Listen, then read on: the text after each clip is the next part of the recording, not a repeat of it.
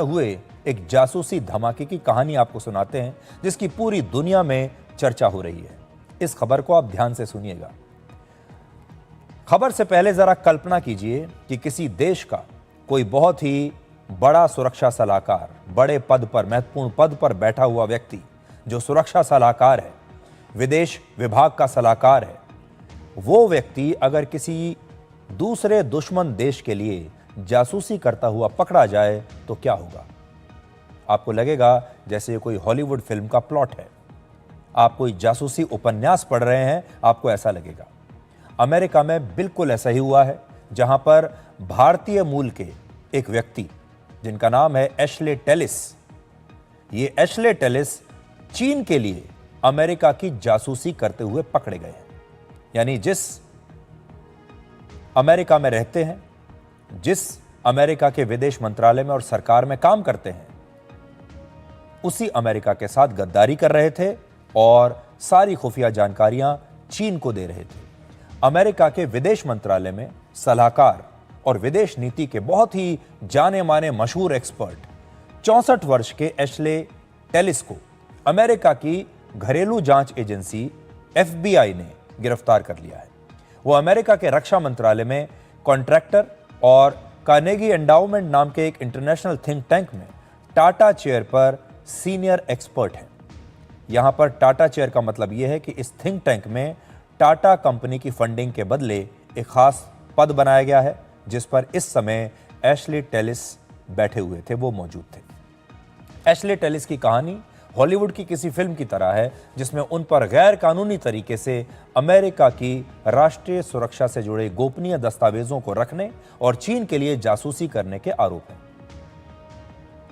अपने भारत विरोधी विचारों की वजह से वो हमेशा चर्चा में रहते थे। वो भारत के कई पत्रकारों के पसंदीदा विदेश नीति एक्सपर्ट बन गए थे, क्योंकि वो हमेशा मोदी सरकार की आलोचना किया करते थे। और अब उन्हें अमेरिका में चीन के लिए जासूसी करने और राष्ट्रीय सुरक्षा से जुड़ी जानकारियां चुराने के आरोप में गिरफ्तार किया गया है।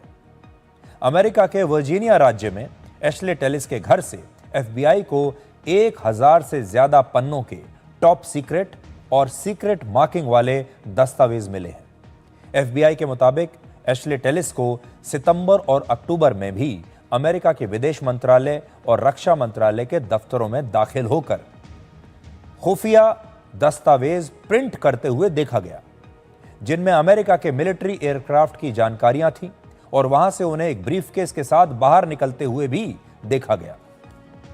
शनिवार यानी 11 अक्टूबर को एशले टेलिस को अमेरिका के वर्जीनिया राज्य में गिरफ्तार कर लिया गया और उसी दिन वो रोम जाने वाले थे।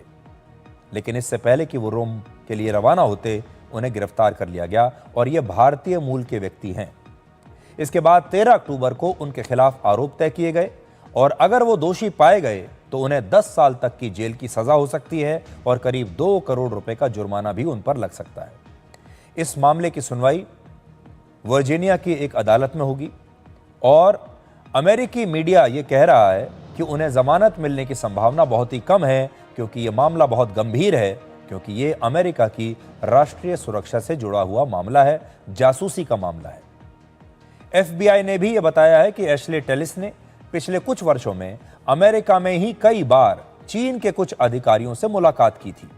15 सितंबर को ऐसी ही एक मीटिंग में वो एक लिफाफा लेकर चीन के अधिकारियों से मिलने के लिए पहुंचे थे, लेकिन मुलाकात के बाद जब वो बाहर निकले तब उनके पास वो लिफाफा नहीं था। यानी उस लिफाफे में वो जरूर कुछ दस्तावेज लेकर गए होंगे और ये दस्तावेज उस लिफाफे के साथ उन्होंने उन चीन अधिकारियों को दे दिए और इसीलिए जब वो बाहर निकले तो उनके हाथ में वो लिफाफा नहीं था।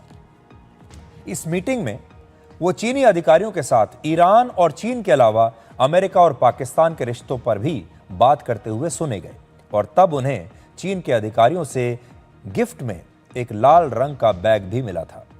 अब आप सोचेंगे कि एशले टेलिस की पहुंच अमेरिका के इतने गोपनीय और टॉप सीक्रेट दस्तावेजों तक कैसे थी? तो इसका जवाब है कि खुद अमेरिका की सरकार से उन्हें टॉप सीक्रेट सिक्योरिटी क्लियरेंस मिला हुआ था। यानी वो अमेरिकी सरकार से जुड़े इन गोपनीय दस्तावेजों को जब चाहे तब देख सकते थे। यानी उन्हें पूरा एक्सेस था इन दस्तावेजों तक पहुंचने का, इन्हें पढ़ने का और वो इसी का दुरुपयोग कर रहे थे, इसी एक्सेस का, इसी अनुमति का। वो पढ़ते थे इन सारे दस्तावेजों को, कई बार इनका प्रिंट आउट निकालते थे और फिर सारी जानकारी चीन को देते थे।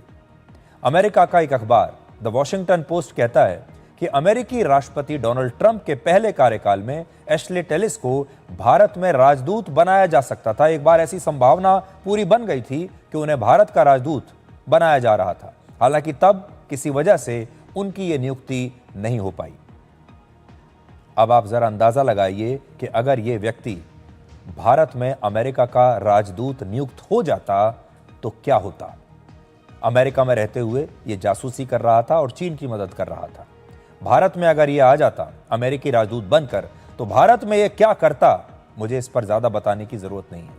इससे पता चलता है कि एशले टेलिस का अमेरिका की राजनीति में कितना प्रभाव था और कितने ऊंचे लोगों तक वो जुड़े हुए थे।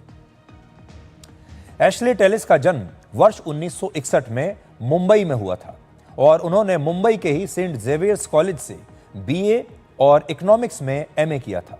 इसके बाद वो आगे की पढ़ाई के लिए अमेरिका चले गए, जहां उन्होंने यूनिवर्सिटी ऑफ शिकागो से पॉलिटिकल साइंस में पीएचडी किया। वर्ष 2001 में उन्हें अमेरिका के विदेश मंत्रालय में सलाहकार बना दिया गया और पिछले 25 साल से वो अमेरिका की सरकार में इसी महत्वपूर्ण पद पर बने हुए हैं। इस दौरान कितनी ही सरकारें आईं, कितने ही राष्ट्रपति आए और चले गए, लेकिन ये व्यक्ति विदेश मंत्रालय में सलाहकार बना रहा। एशले टेलिस ने भारत और दक्षिण एशिया के मामलों पर अमेरिका की अलग अलग सरकारों को सलाहें दी, क्योंकि वो सलाहकार थे। एशले टेलिस ने वर्ष 2008 में भारत और अमेरिका के बीच हुई सिविल न्यूक्लियर डील में एक बहुत महत्वपूर्ण भूमिका निभाई थी। आपको याद होगा, इस पर बहुत विवाद भी हुआ था और इससे दोनों देशों के रिश्तों में इसे एक बहुत ही ऐतिहासिक समझौता माना जाता है। इस समझौते में इनकी भूमिका बहुत महत्वपूर्ण थी।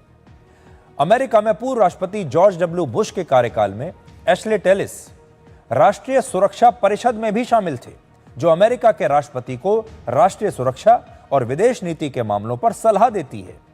वो अमेरिका में कई बड़े इंटरनेशनल थिंक टैंक में काम कर चुके हैं। थिंक टैंक क्या होता है? थिंक टैंक एक ऐसी संस्था होती है जो रणनीति और अर्थव्यवस्था सहित दूसरे मुद्दों पर बहुत गहराई से रिसर्च और विश्लेषण करके सरकारों को अपने सुझाव देती है। उसे कहते हैं थिंक टैंक।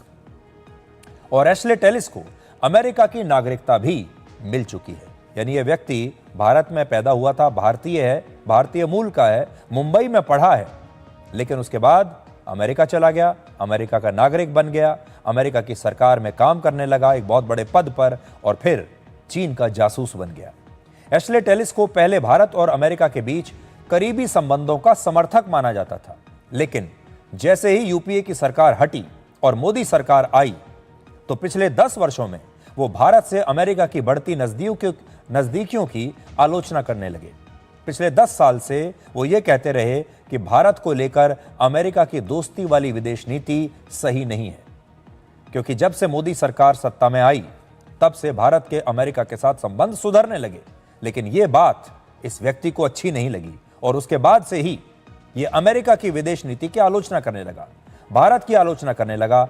और उनकी राय ये थी कि भारत पर इतना बड़ा दांव लगाकर अमेरिका ठीक नहीं कर रहा, अमेरिका भारत को इतना दोस्त बनाकर, अपना करीबी बनाकर ठीक नहीं कर रहा। और हाल ही में उन्होंने अमेरिका की एक फॉरेन अफेयर्स मैगजीन में एक आर्टिकल लिखा जिसका शीर्षक है इंडियाज ग्रेट पावर डिल्यूजन्स, यानी एक सुपर पावर बनने की जो गलतफहमी है भारत की, उसके बारे में उन्होंने लिखा है। इसमें उन्होंने लिखा कि भारत कभी भी सुपर पावर नहीं बन पाएगा और ना ही कभी भविष्य में अमेरिका या चीन को टक्कर दे पाएगा।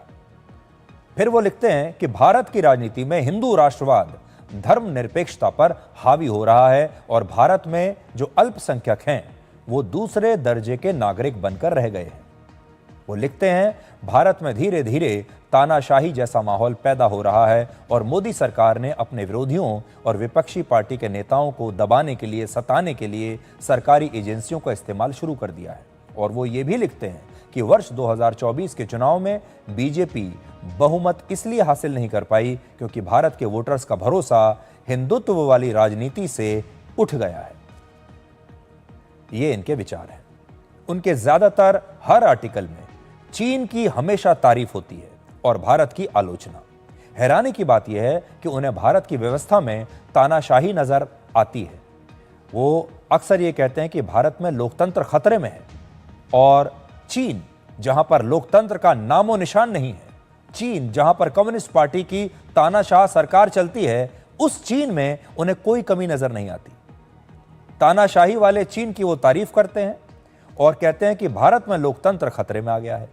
अब अमेरिका में एशले टेलिस पर चीन को ही गोपनीय दस्तावेज देने और चीन के लिए अमेरिका की जासूसी करने के आरोप लगे हैं और अब उनकी गिरफ्तारी हो गई है। अब आपको बताते हैं कि किसी दुश्मन देश की जासूसी एजेंसी सुरक्षा सलाहकार जैसे लोगों को ही जासूसी के लिए क्यों चुनती है। आपने डीप स्टेट का नाम सुना होगा। आपने कभी कभी यह भी सुना होगा कि किसी खास चीज में विदेशी हाथ है, किसी विदेशी ताकत का हाथ है। ये विदेशी ताकत क्या होती है? ये विदेशी ताकत यही है जो इस समय आप देख रहे हैं। ये विदेशी ताकत दूसरे देशों के, अपने दुश्मन देशों के प्रभावशाली लोगों को तोड़कर, उन्हें गद्दार बनाकर अपने साथ मिला लेती है। और फिर ये लोग रहते तो उसी देश में हैं, काम भी उस देश की सरकार के लिए करते हैं, लेकिन ये एजेंट बन जाते हैं किसी दूसरे देश के, क्योंकि ऐसे सलाहकार किसी भी सरकार के साथ सीधे तौर पर काम करते हैं। वो सरकारी नीतियों के बारे में सब जानते हैं, सरकार के फैसलों के बारे में जानते हैं, उनकी पहुंच बड़े बड़े अधिकारियों और गोपनीय दस्तावेजों तक होती है, उन्हें हर चीज पता होती है। ये सलाहकार अक्सर दुनिया के दूसरे देशों में मीटिंग्स और मुलाकातों के लिए भी जाते रहते हैं, और जासूसी एजेंसियों के लिए इनसे जानकारी लेना बहुत आसान होता है। इसलिए दुश्मन देशों की जो जासूसी एजेंसियां हैं, ऐसे लोगों को अपने साथ मिला लेती हैं। हमारे देश के बड़े बड़े पत्रकार, बुद्धिजीवी और विदेश नीति के एक्सपर्ट्स एशले टेलिस की बातों को बड़े ध्यान से सुनते थे और उनकी बातों को बड़ा महत्व हमारे यहां दिया जाता था। जब ये कहते थे कि भारत में लोकतंत्र खतरे में है, तो हमारे देश का जो टुकड़े टुकड़े गैंग है, हमारे देश के जो अर्बन नक्सल्स हैं, हमारे देश के वो लोग जो देश को टूटता हुआ देखना चाहते हैं, जो देश को कमजोर होता हुआ देखना चाहते हैं, वो इनकी बातों को बहुत बढ़ावा देते थे। इनकी बातों को चारों तरफ उनका प्रचार करते थे और कहते थे कि देखिए ये ऐसी बात कह रहे हैं। लेकिन अब यह पता चला कि ये चीन के एजेंट थे, और इससे आपको यह भी पता चलेगा कि चीन किस कदर अपने दुश्मन देशों की व्यवस्था के अंदर घुस चुका है। इस मामले में तो चीन ने एक भारतीय मूल के व्यक्ति को चुना जो मौजूदा मोदी सरकार से नफरत करता है, और जिस देश में रहता है, जिस देश में नौकरी करता है, जिस देश की सरकार के लिए काम करता है, उसी देश की जासूसी करके, उस देश से गद्दारी करके ये चीन का एजेंट बना हुआ था। इसलिए आज हम आपसे ये कहना चाहते हैं, आपको आगाह करना चाहते हैं कि आप अखबारों में, टीवी पर, सोशल मीडिया पर ऐसे बहुत सारे एक्सपर्ट्स को देखते हैं और उन्हें सुनकर कई बार अपनी राय भी बना लेते हैं। ऐसे एक्सपर्ट्स के वेश में कई बार जासूस भी होते हैं, कई बार विदेशी देशों के एजेंट्स होते हैं, कई बार विदेशी ताकतों के एजेंट्स होते हैं जो कोई ना कोई पैसा लेकर या अपने किसी न किसी हित को साधने के लिए अपने देश के साथ गद्दारी कर रहे होते हैं। इसलिए आपको ऐसे लोगों से हमेशा सावधान रहना चाहिए। ये वो लोग होते हैं जो रहते इसी देश में हैं, लेकिन इस देश को कमज़ोर करने की कोशिश करते हैं। रहते इस देश में हैं, खाते इस देश का हैं, पद यहीं से लेते हैं, पुरस्कार इसी देश से लेते हैं, पासपोर्ट इसी देश का इस्तेमाल करते हैं, लेकिन काम करते हैं दुश्मनों के लिए। जब दुश्मन मजबूत होते हैं तो ये तालियां बजाते हैं, और हमेशा जो दुश्मनों का नैरेटिव होता है उसे हमारे देश में सेट करते हैं। इसलिए आप भी ऐसे लोगों से सावधान रहिए। अब हम लौटते हैं अपने ही देश में और बात करते हैं बिहार की चुनावी